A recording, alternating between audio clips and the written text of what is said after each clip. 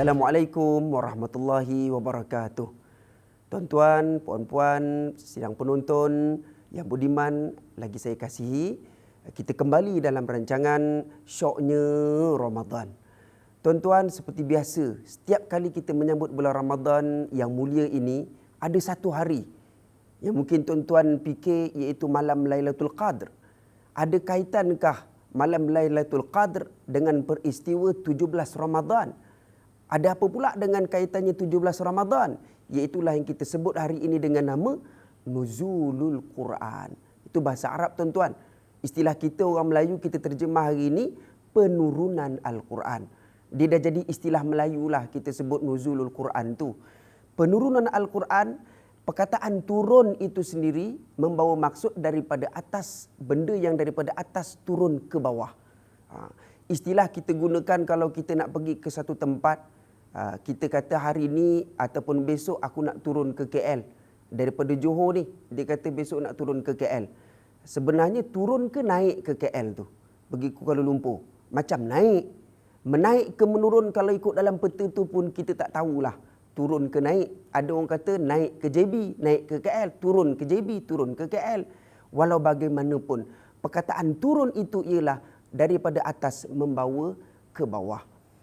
Di sini ada kaitannya sebenarnya bahawa Al-Quran sendiri menyebutkan bahawa Al-Quran diturunkan pada bulan Ramadan dan di sana diturunkan kepada Nabi SAW. Apa ayatnya? Bal huwa Quranum Majid fi lauhim mahfuz. Sadaqallahul azim. Daripada Allah Azza wa Jalla turun. Tuan-tuan tengok dia punya carta dia tu. Daripada Allah Azza wa Jalla dia turun kepada Lauh Mahfuz, kemudian turun kepada Baitul Izzah. Baitul Izzah ataupun As-Sama' Ad-Dunya, kita panggil langit dunia. Itu proses memakan masa selama berapa lama? Iaitu satu malam sahaja. Berapa banyak Al-Quran itu diturunkan selama satu malam? Kesemuanya sekali diturunkan, tanpa ada sedikit pun yang tertinggal. Turun terus ke Baitul Izzah. Tetapi proses untuk disampaikan oleh malaikat Jibril alaihi salam daripada Baitul Izzah sampai kepada baginda Nabi kita Muhammad yang sangat kita kasihi, sangat kita sayangi, iaitu Nabi tak lain dan tak bukan Muhammad sallallahu alaihi wasallam. Itu prosesnya memakan masa yang begitu lama. Makan masa berapa lama? Membawa masa 23 tahun. Iaitu 13 tahun di Mekah Al-Mukarramah dan 10 tahun baki lagi di Madinah Al-Munawwarah. Maknanya 23 tahun lama, tuan-tuan, proses Al-Quran itu diturunkan. Kenapa proses Al-Quran diturunkan begitu lama prosesnya? Kerana nak bagi Nabi kita Muhammad sallallahu alaihi wasallam betul-betul memelihara dan membacanya dengan betul, dengan ketepatan daripada Jibril alaihi salam mengajar kepada Nabi sallallahu alaihi wasallam. Surah apa yang pertama diturunkan? Dan surah apakah yang terakhir? Apakah ayat yang pertama dan apakah ayat yang terakhir diturunkan kepada baginda Nabi kita Muhammad sallallahu alaihi wasallam? Ayat yang pertama, kalau dalam Al-Quran kita tengok surah Al-Fatihah. Surah Al-Fatihah kita tengok dalam Al-Quran, dalam isi kandungan pun dalam fihris dalam Al-Quran tu kalau kita tengok surah Al-Fatihah ada berapa surah, tuan-tuan? Dan surah-surah ini sendiri pun diberi nama. Ada nama-nama yang tertentu daripada Al-Fatihah, Al-Baqarah, Ali Imran sampailah kepada surah An-Nas. 114 surah banyaknya. So 114 surah itu ditapis sedikit-sedikit diturunkan kepada baginda Nabi sallallahu alaihi wasallam. Sehingga Allah Subhanahu wa taala menyebut kepada Nabi sallallahu alaihi wasallam, la tuharrik bihi lisanaka lita'jala bih. Muhammad, janganlah kau baca Al-Quran itu tergesa-gesa kerana nak cepat menghafal, nak cepat habis. Bacalah Al-Quran itu satu persatu. Oleh kerana itu Al-Quran itu diturunkan berperingkat agar Nabi lebih cepat membacanya dengan baik. Bukannya setakat kita nak cepat habis, tetapi bacaannya itu mesti yang baik. Yang itu diturunkan kepada Nabi SAW. Bagaimana selanjutnya, tuan-tuan? Selama 23 tahun diturunkan kepada baginda Nabi SAW. Kita berjumpa selepas ini. Jangan ke mana-mana, dan masih lagi kita dalam rancangan Syoknya Ramadan. Bulan Ramadan, bulan nuzul Quran. Bulan Ramadan yang padanya diturunkan Al-Quran menjadi petunjuk bagi sekalian manusia dan menjadi keterangan-keterangan yang menjelaskan petunjuk dan menjelaskan perbezaan antara yang benar dan yang salah. Surah Al-Baqarah ayat 185.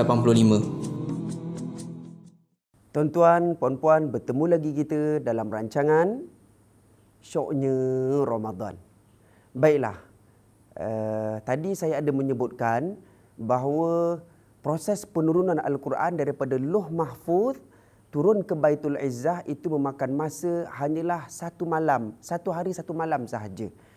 Proses satu hari satu malam itu diturunkan kepada Nabi SAW berpandukan kepada ayat Al-Quran, Inna anzalnahu fi lailatul qadr.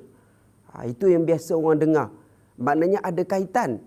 Lailatul Qadr yang di sepanjang bulan Ramadan kini kita dituntut untuk mencari waktu yang istimewa itu, iaitu waktu Lailatul Qadr, terkait dengan peristiwa penurunan Al-Quran juga.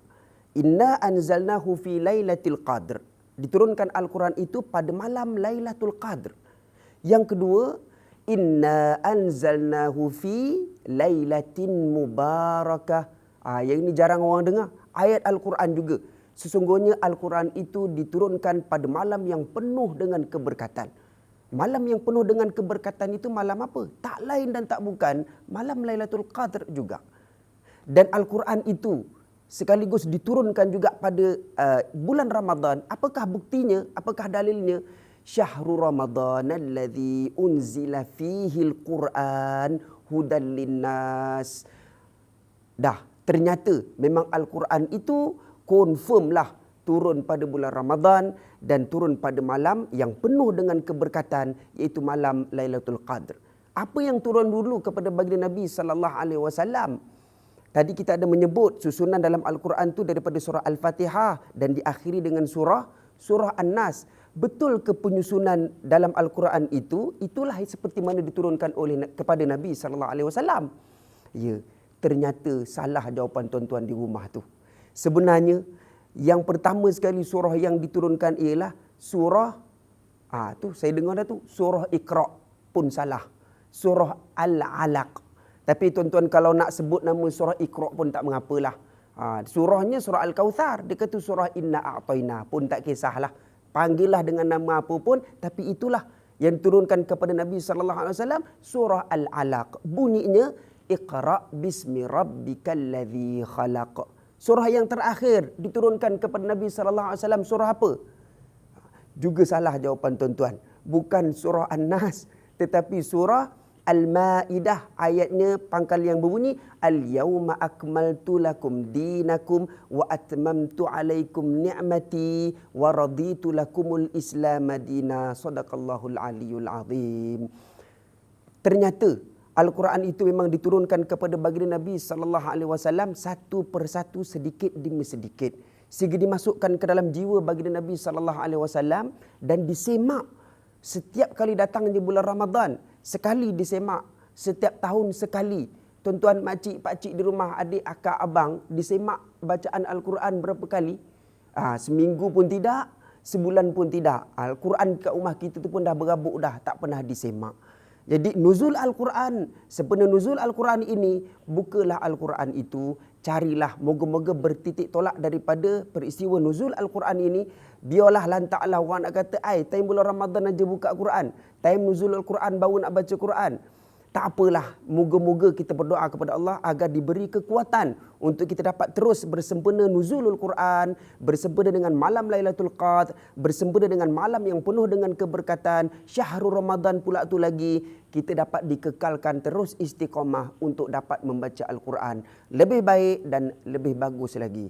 Saya kira cukup sekadar sampai di sini sahaja terlebih dahulu. InsyaAllah kita bertemu lagi di episod yang akan datang dalam rancangan Syoknya Ramadan.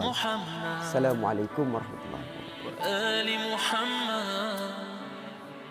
Ya muslimin sallu alaihi Allahumma salli ala Muhammad wa sahbihi Muhammad. Ya mu'minin sallu alaihi